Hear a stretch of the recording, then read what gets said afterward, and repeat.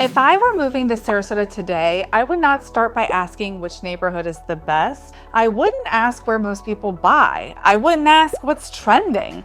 I wouldn't even start with the beat. I would start by eliminating the places that don't fit how I actually live. Because after 7 years of helping people relocate here, and after living this area my entire life, I've learned something very clearly. Most people don't regret where they move.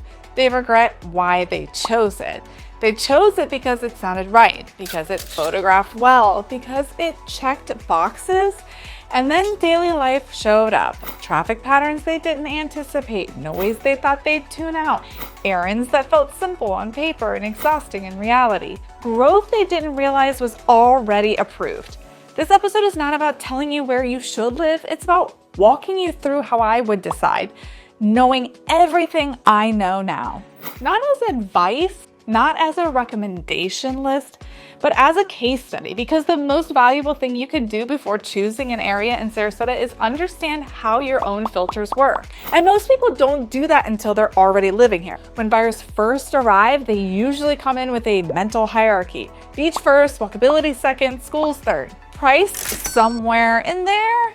That hierarchy feels logical until they start driving, until they realize how often they're crossing town, until they feel the difference between east and west at different times of day, until they experience season, not as a concept, but as a pattern. That's when priorities start to rearrange themselves, not because the dream was wrong, but because the reality is louder.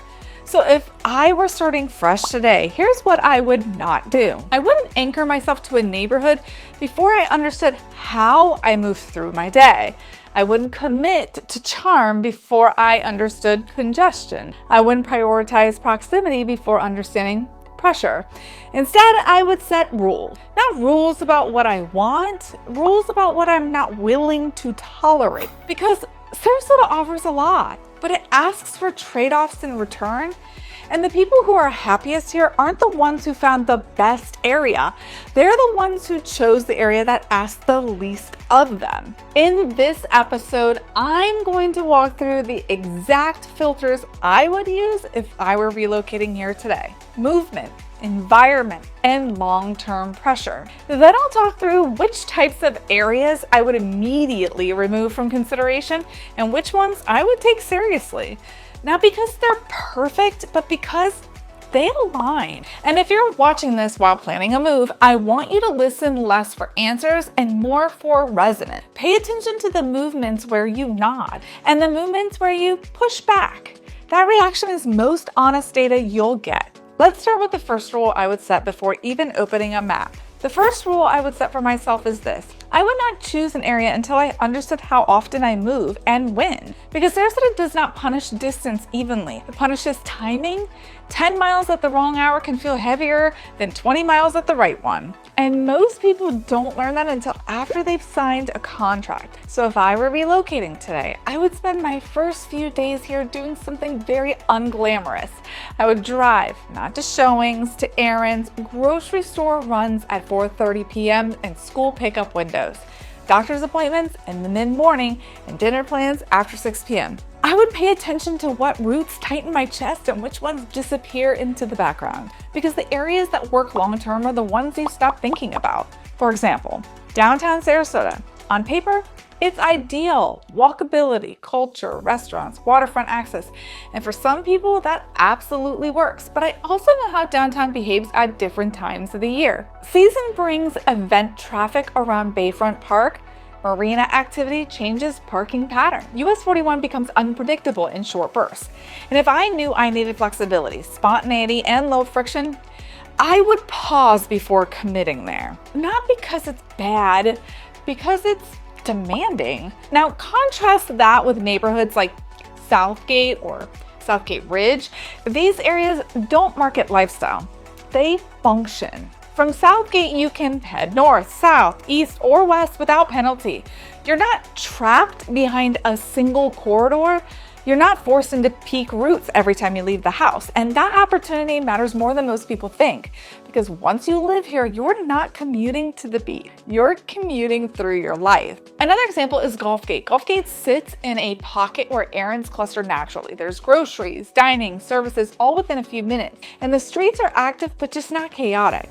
If I valued rhythm and routine, that would matter more to me than being closer to the water. Then there's the University Parkway corridor. If I were moving here without knowing whether I'd spend more time in Sarasota or Lakewood Ranch, this corridor would get my attention. Not because it's exciting, because it's forgiving. University Parkway allows you to test both worlds without committing to either, and that's important early on. I would also be very intentional about how often I'm crossing I-75, because crossing the interstate isn't just about distance, it's about mindset.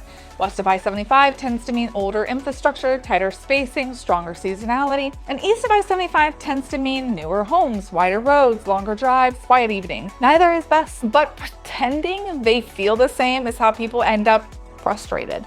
If I knew I hated traffic spikes more than longer distances, I would bias east. If I knew I valued proximity and texture over the space, I would bias west. The mistake is assuming you can optimize for everything, and you just can't. So my first filter would be movement. How far things are, but how often I'd be finding my day just to get through it. Because the areas that last aren't the ones that impress visitors. They're the ones where you stop recalculating, and once movement is right, everything else becomes easier to evaluate. The second rule I would set for myself is this. I would not choose an area until I understood how it feels to come home there. Not how it looks, not how it photographs, how my body reacts when I pull onto the street at the end of the day. Because environmental fit is where most long-term dissatisfaction comes from, and it's the hardest thing to explain until you've lived here. In Sarasota, environment changes fast. You can move 2 blocks and feel like you've entered a different rhythm, different noise levels, different density, different expectations of your attention. If I were relocating today, I would pay close attention to sound. Downtown adjacent neighborhoods carry layers of noise that don't show up during a showing. Delivery trucks early in the morning, events spill over on the weekends, marina activity that changes by season. And for some people, that energy feels alive, and for others, it never lets them fully settle. That's not a value judgment, it's alignment. And if I knew I needed calm to recharge, I would think carefully about how close I live to US 41, major corridors, or entertainment districts. Now contrast that with areas like Southgate Ridge or interior pockets near Bee Ridge Road. The streets are quieter, sound dissipates faster, and you notice birds, not engines, and that difference matters, especially for people working from home or anyone whose day already requires constant decision. Next is density. Sarasota density isn't consistent. Downtown and coastal adjacent areas concentrate people vertically. More foot traffic, more shared spaces, more interaction, and some people thrive in that. They want to feel surrounded, and others slowly feel watched. Inland neighborhoods spread horizontally, more space between homes, fewer visual interruptions, and less movement in your peripheral vision. And if I knew I valued privacy and predictability, I would lean toward lower density areas. If I valued stimulation and walkability, I might tolerate more density. But I would be honest with myself about the trade-off. Then there's visual load. Some areas are visually busy, signage, lighting, commercial edges bleeding into the residential zone. Parts of Fruitville Road west of I-75 or neighborhoods near major retail nodes carry constant visual input, and that can feel convenient or it can feel like a mental clutter. And if I knew I spent a lot of time at home, I would prioritize visual calm over proximity, because your environment either restores you or drains you slowly, and that drain is subtle. It doesn't announce itself. It shows up as irritability, decision fatigue, a vague sense of restlessness, finally, pace. Some Sarasota neighborhoods run on tourist time, unpredictable weekends, seasonal surges, energy spikes that don't follow a weekday rhythm. Other areas operate on resident time, school schedules, commute patterns, consistent weekday flow. If I were choosing today, I'd be very clear about which pace supports my life. Not which one sounds exciting, but which one I can live with in February. Environmental fit isn't about liking a place, it's about whether you relax there, whether your shoulders drop, whether you stop scanning for the next interruption. And once that's clear, the list shrinks quickly. The third and final rule I would set for myself is this. I would not choose an area until I understood how much pressure it's under. Not pressure as in like competition, but pressure as in change. Because Sarasota is not growing evenly, it's growing in corridors. And if you don't understand where growth is already approved, the lifestyle you move into today can quietly transform underneath you. If I were relocating now, I would spend real time looking at what's already in motion, approved developments, transportation improvement plans, zoning patterns that allow for increased density, not to avoid the growth, but to decide what kind of growth I'm comfortable living next to. For example, areas east of I-75 along Fruitville Road and Clark Road continued to absorb residential expansion. More rooftops, more commercial support, more traffic infrastructure following behind. And that kind of growth is predictable. Some people like it. They're comfortable watching an area evolve. They want newer homes and future amenities. They don't mind construction cycles. If that were me, I wouldn't be surprised by what's coming. I would expect it. Now, compare that to older Sarasota neighborhoods west of I-75. These areas often feel stable because large parcels are already built out, but that doesn't mean they're static. Pressure here looks different. Accessory dwelling units, renovations, changes in how homes are used rather than where they're built. That kind of change is quieter but still impactful. Parking patterns shift, noise patterns change, density increases in subtle ways. And if I valued predictability, I would pay close attention to that. Then there are hinge corridors like University Parkway. This area sits between Sarasota and Lakewood Ranch and continues to evolve.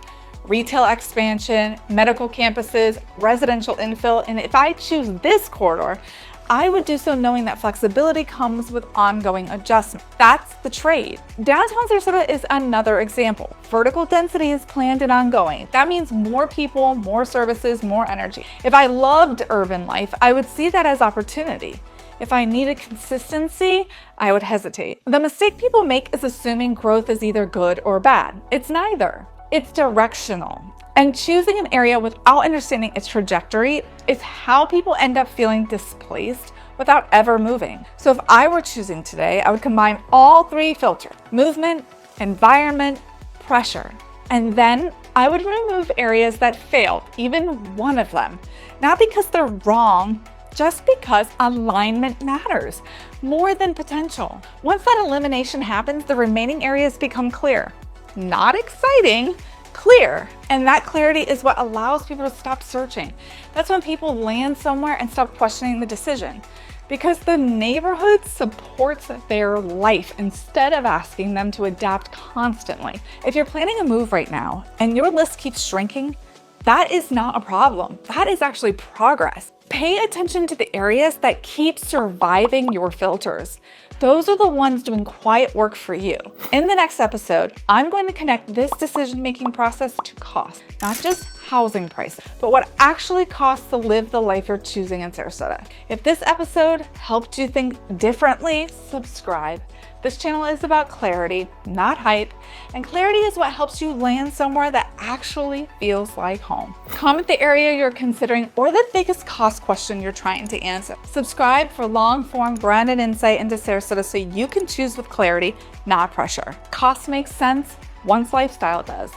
That's what we're unpacking next.